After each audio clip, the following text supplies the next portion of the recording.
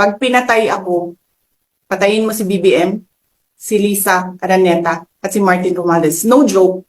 Lisa Marcos, naalala mo? Nagpadala ka sa akin ng video? Sinabihan mo ako saan kukunin ang pera. Pinakita mo ang muka ng tao doon sa video message mo. Hi, this is Red. She's been working with us for the longest time. We trust her. You sent me written instructions about money. Millions a month. Anong nakalagay doon sa envelope? DepEd. Anong ginawa ko? Binigay ko sa DepEd.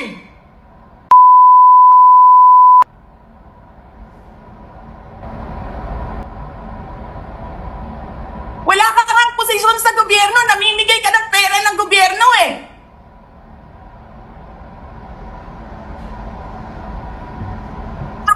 Sisirahin mo yung tangal na mga kasama ko sa Office of the Vice President.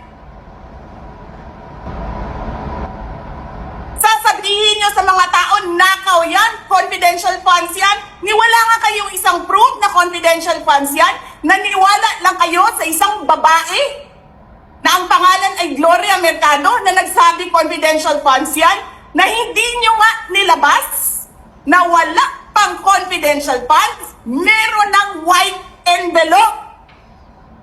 Kasi 2022 pa lang,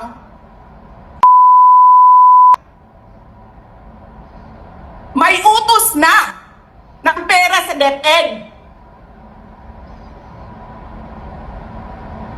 Tapos kami yung nagsisinungaling? Kailan ba nagsimula yung atake nila? Alalahanin nyo. Diba? After ako nag-resign sa DepEd? Kailan ba nagsimula yung pambabastos nila? Last year.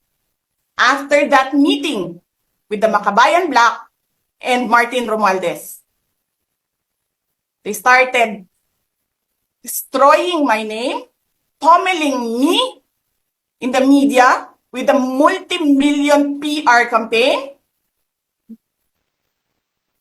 Pinastos pa nila ako ng mga pagsisinungaling nila na kesyo taksil, kesyo korap, abusado. Puto!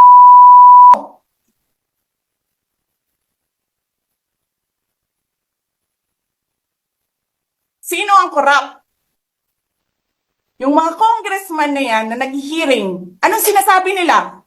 Pagkatapos, pag na-off na ang mic, pag wala ng media, pasensya na kayo ha. Kailangan kasi namin ng pera. Mag-eleksyon na kasi. Pakisabi kay Sara ha. Hindi ko naman gusto tong ginagawa ko eh. Puto, hindi mo pala gusto ginagawa mo eh. Bakit mo sinisira pangalan ko? Joel Chua.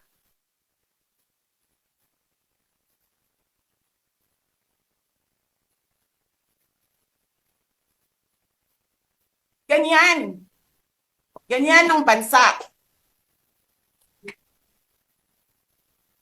This country is going to hell because we are led by a person who doesn't know how to be a president and who is a liar. Huwag kang mag-alala, ma'am, sa security ko kasi may kinausap na ako na tao. Sinabi ko sa kanya, kapag pinatay ako, patayin mo si BBM, si Lisa Araneta, at si Martin Romualdez. No joke. No joke. Nagbilin na ako, ma'am.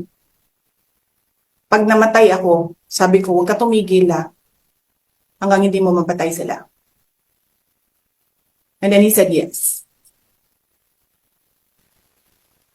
So, alam mo, ma'am, yan ang lagi kong sinasabi sa Makabayan Bloc nung mayor pa ako. Ang laban, wala dyan sa EDSA, ma'am. Wala dyan sa mga highway. Ang laban, ma'am, nandun sa loob ng palasyo. Yan ang problema.